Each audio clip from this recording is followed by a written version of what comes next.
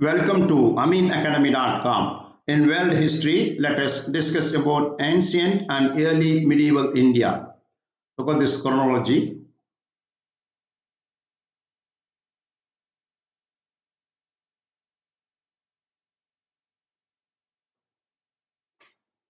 Our knowledge of the ancient world has been radically altered by impressive archaeological discoveries over the last 2 centuries. Prior to the 20th century, for instance, historians believed that India's history began in the second millennium BC, when a people known Indo-Aryan migrated into the Indian subcontinent and created a new civilization. Yet, even during the 19th century, British explorers and officials were curious about brick mounds dotting the landscape of northwest India, where Pakistan is now today. A large one was located in a village named Harappa. A British Army engineer, Sir Alexander Cunningham, sensed its importance because he has found other artifacts among the bricks, such as seal and the inscriptions.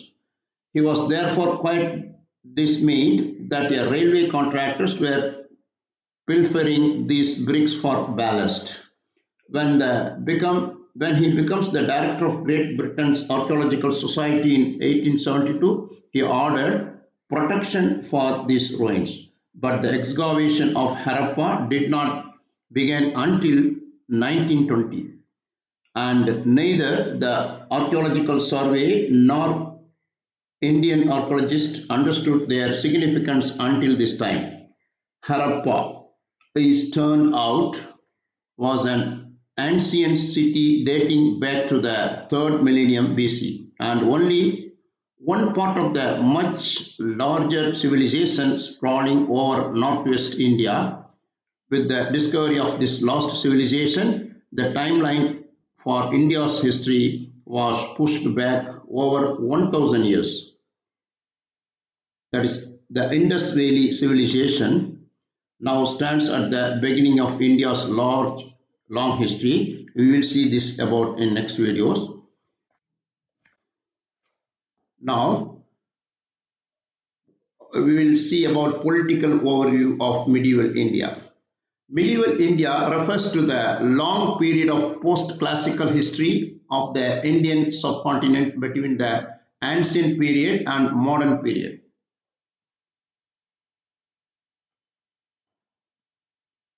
It is usually regarded as running approximately from the break of the Gupta empires in the 6th century CE to the start of the early modern period in 1526 with the start of the Mughal Empire. Although some historians regard it as both starting and finishing later than these points. The medieval period is itself subdivided into the early medieval and late medieval eras. In the early medieval period, there are more than 40 different states on the Indian subcontinent, which hosted a variety of culture, language, writing system, and religions. At the beginning of the time period, Buddhism was predominant throughout the area, with the Pala Empire on the Indo-Gangetic plain, sponsoring the Buddhist faith institutions. One such institution was the Buddhist Nalanda Mahavihara in modern-day Bihar, India, a center of scholarship and brought a divided South Asia onto the global intellectual stage. Another accomplishment was the invention of the Chaturanga game, which later was exported to Europe and becomes chess in southern India. In southern India, Tamil Hindus, Kingdom of Chola gained a prominence with the overseas empire that controlled parts of modern-day Sri Lanka, Malaysia, and Indonesia as overseas territories and helped spread Hinduism and Buddhism into the historic cultural area of Southeast Asia. In this time period, neighboring regions such as Afghanistan, Tibet, and Southeast Asia were under South Asian influence. During the late medieval period, a series of Islamic invasion by Arabs, the Ghaznavids and the Ghurids conquered large portion of northern India. Turkic General Aybak, Qutbuddin Aybak declared his independence from the Ghurid Empire and founded the Delhi Sultanate, which ruled until the 16th century. As a consequence, Buddhism declined in South Asia, but Hinduism survived and reinforced itself in areas conquered by Muslim empire. In the far south, the Vijayanagara Empire resisted Muslim conquest, sparking a long rivalry with the Bahmani Sultanate. The turn of the 16th century would see introduction of gunpowder and the rise of new Muslim empire, the Mughals, as well as the establishment of European trade post by the Portuguese colonists. Mughal Empire was one of the three Islamic gunpowder empires, along with the Ottoman Empire and Safavid Persia. The subsequent culture and technological developments transformed Indian society, concluding the late medieval period and beginning the early modern period. Now let us see the India, the geography of South Asia. Here this map of South Asian countries. This is in that old culture, Harappa. Yeah. There are some geographical features of India and South Asia. India is in South Asia and is separated from mainland Asia by the Himalayas. It is bordered by the Bay of Bengal to the east, Arabian Sea at the west, and the Indian Ocean to the south. Climate. India has a tropical monsoon climate with four seasons: winter, summer, monsoon, and post-monsoon.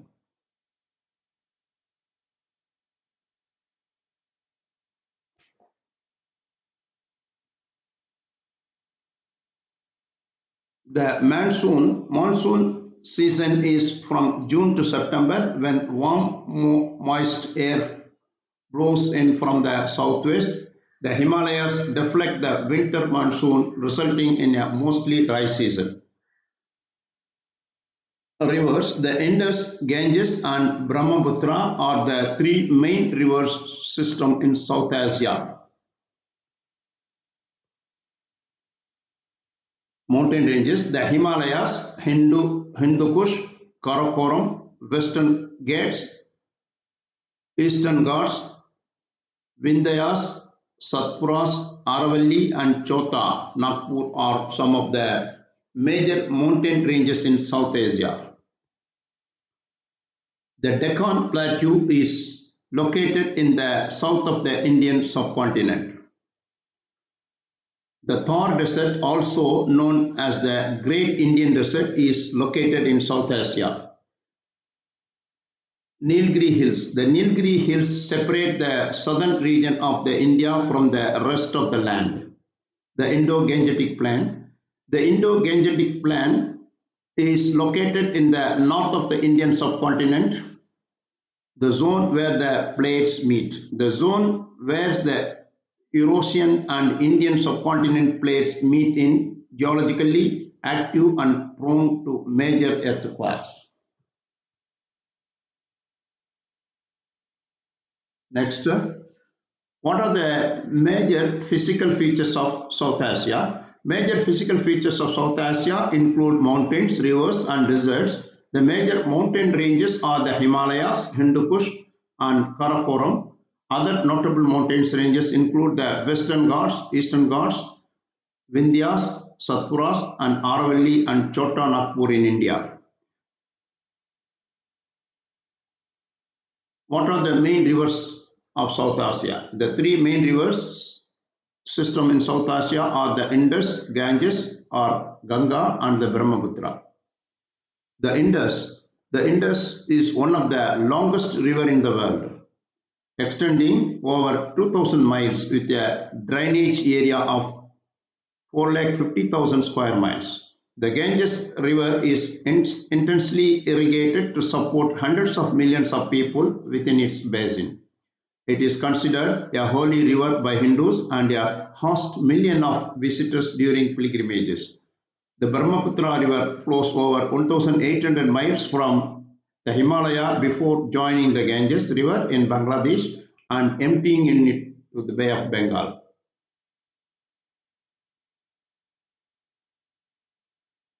South Asia is sub-region of Asia located between the Himalayas, mountains and northern Indian Ocean and the Bay of Bengal to the south. The physical region in South Asia include countries of Afghanistan, Bangladesh, Bhutan, India, Pakistan, Nepal and two islands countries, Sri Lanka and Maldives. These are the physical features of South Asia and as well geographical features. Now let us come to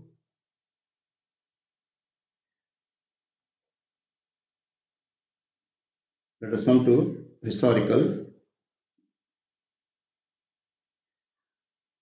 The Indus Valley Civilization 2600 to 1700 BCE now stands at the beginning of India's long history, much like the states of ancient Mesopotamia and Egypt. The foundation for that history were established by Paleolithic forages who migrated to and populated the regions, and then Neolithic agriculturalists who settled into village.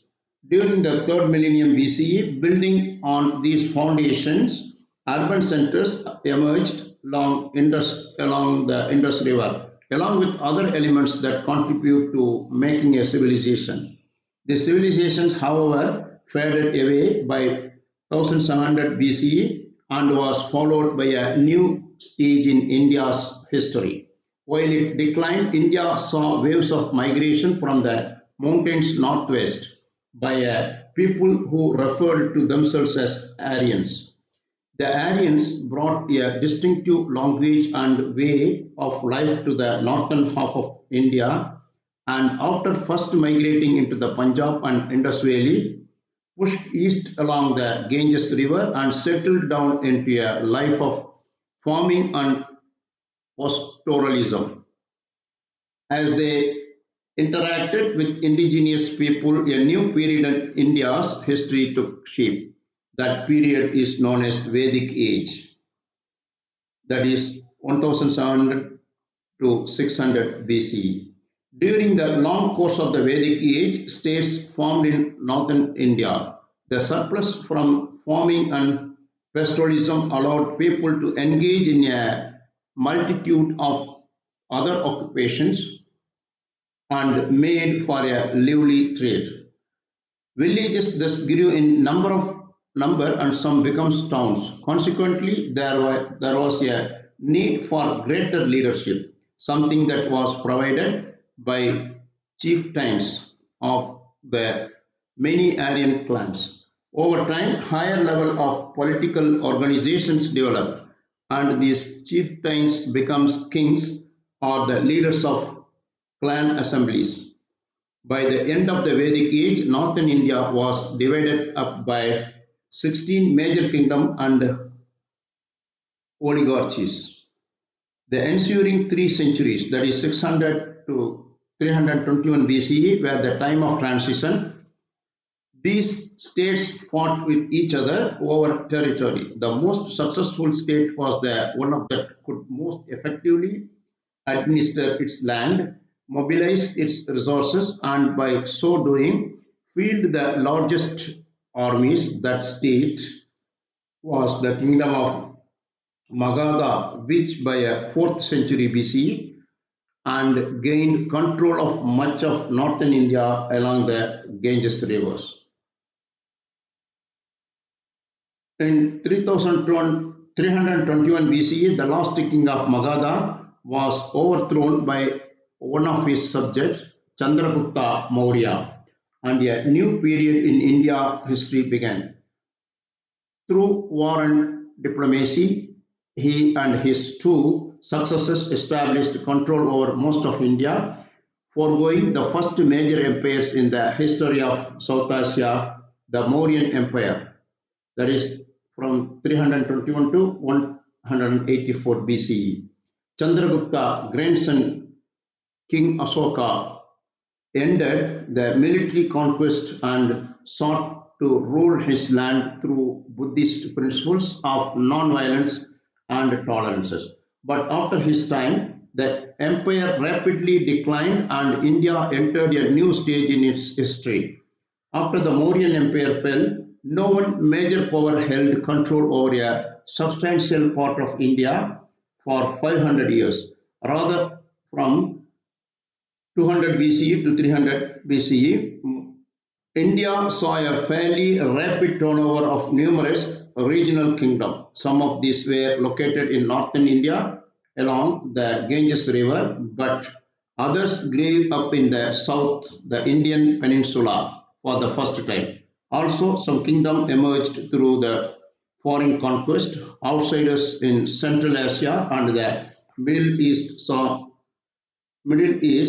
saw India as a place of much wealth.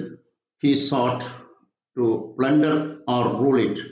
Thus, throughout its history, India was repeatedly invaded by conquerors coming through mountains, passes in the northwest. Many of these, like King Kanishka of the Kushan Empire, around 100 CE, established notable kingdom that extended from the India into this neighboring region from which they came. Even after 300 CE and up the 15th century, India was never again unified for many length of time by one large empire. For the reason historian highlighted, those kingdoms that became substantial regional powers and contributed in other important ways to India's civilization. The period of 300 to 600 CE, for instance, is often referred to as the Gupta period and classical age. The Guptas were rulers who forged an impressive empire in northern India. As their empire flourished, Indian intellectuals were also setting standard for excellence in the field of art, agriculture, literature, and science, in part because of Gupta patronage, but important kingdom also developed in South India. The last period covered in this chapter, in this video, is early medieval India, around 600 to 1300 CE.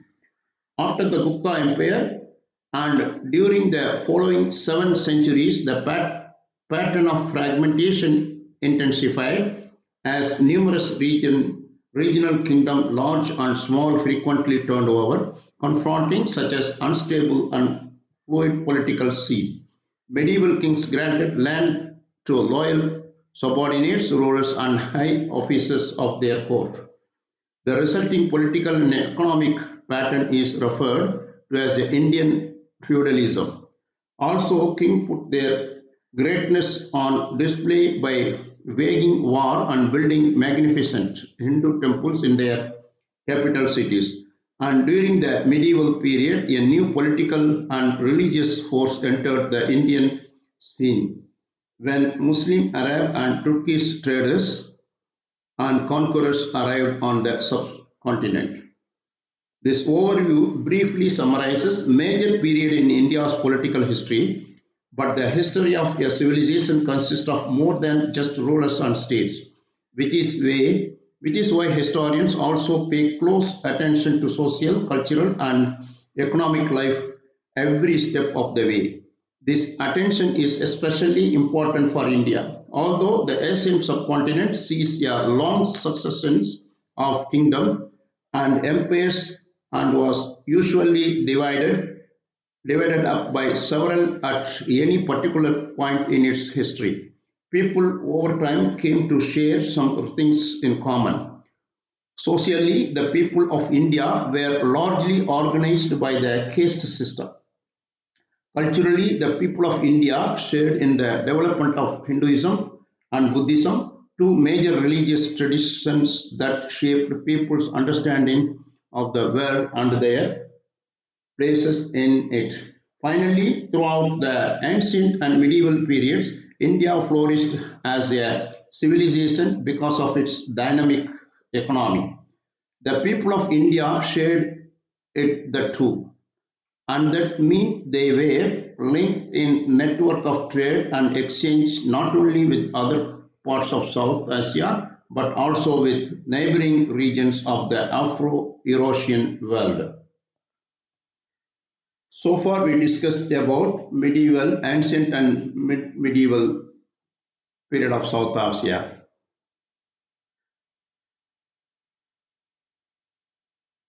We have done. Please subscribe our YouTube channel.